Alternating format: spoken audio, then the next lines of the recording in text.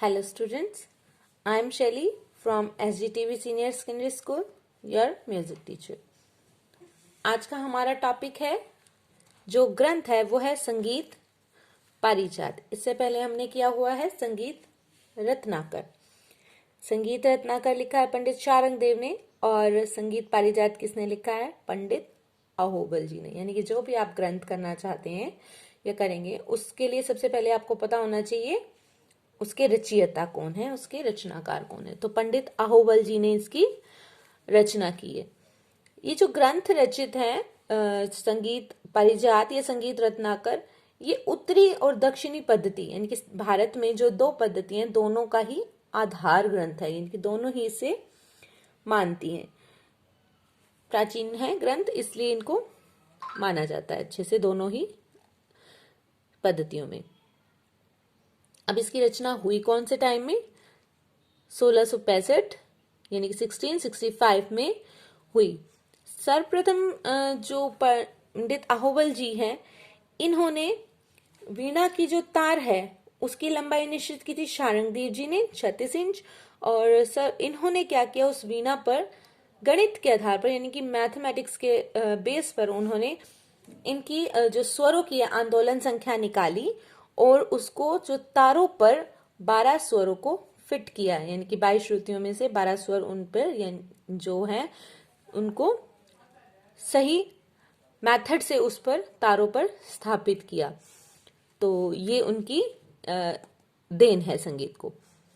इस नवीन पद्धति से साधारण व्यक्ति भी स्वर की स्थापना सही ढंग से समझ सकते हैं। जब उन्होंने ये किया तो जो भी सितार या वीणा बजाते हैं तो उनको इसकी समझ आ जाती है कि इसको किस तरह से स्थापित करना है।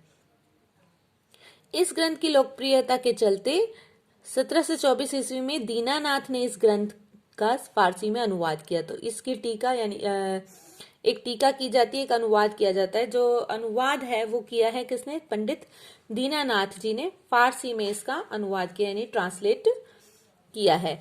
इस ग्रंथ में इन्होंने किस चीज के बारे में बताया है? इन्होंने संगीत में जो डेफिनेशंस होती हैं, स्वर, नाद, श्रुति, उनके बारे में इन्होंने बताया है।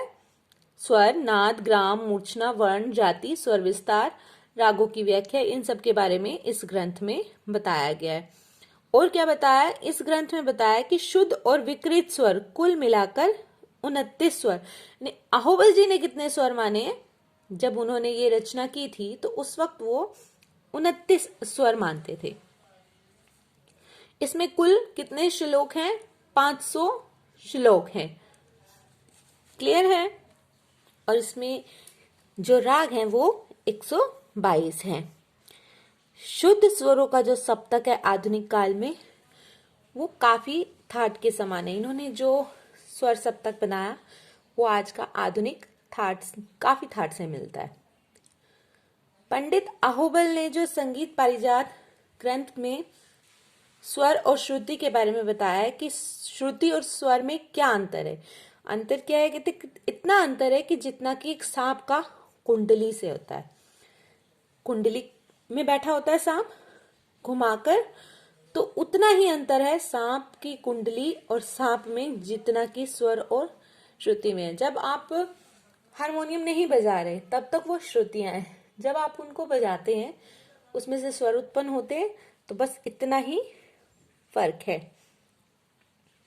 इस ग्रंथ में षड्ज ग्राम की मूर्छनाओं का भी वर्णन है और मध्यम ग्राम तथा गंधार ग्राम का जो वर्णन है वो नहीं मिलता। इन्होंने सिर्फ षड्ज ग्राम की मूर्छनाओं के बारे में बताया, वर्ण की परिभाषा दी है, उनके भेद बताए हैं।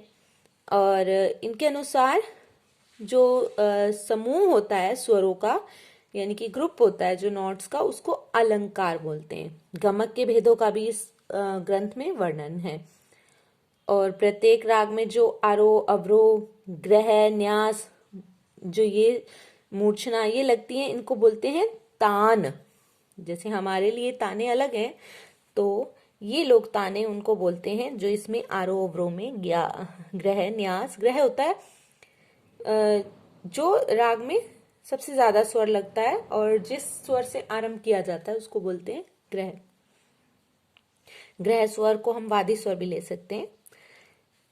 तो जिस स्वरों से आरंभ होता है उनको बोलते हैं उद्ग्राहक तान। जैसे कि हम पकड़ का प्रयोग करते हैं, ठीक वैसे ही उद्ग्राहक तान बोली जाती है। प्रत्येक जो राग होता है उसकी जो शुरुआत होती है वो उद्ग्राहक तान से होती है।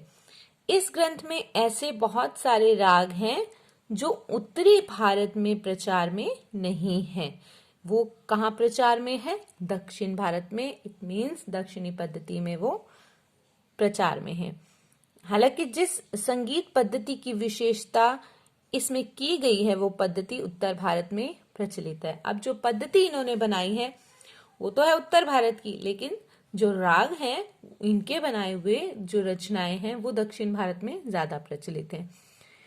और जो ये ग्रंथ है यह अपने काल का प्रतिनिधि ग्रंथ है, क्योंकि उस टाइम में जो है ग्रंथ संगीत के बहुत कम मिलते थे। उन ग्रंथ में ये अपना प्रतिनिधित्व बनाए हुए हैं, यानी कि अपनी इम्पोर्टेंस के साथ है। इसके बाद जो ग्रंथकार हैं उन्होंने संगीत पारिजात का प्रभाव जो है दिखाई देता है, यानी कि जो ये ग्रंथ है इसका प्रभाव जो बाकी के हैं ग्रंथकार, उन्होंने इसको रीड किया, इसको समझा, इसका अनुवाद किया, तो उन पर इसका प्रभाव दिखाई देता है। तो आज के इस ग्रंथ को अच्छे से आप समझेंगे। कोई प्रॉब्लम हो तो आप पूछ सकते हैं। Thank you.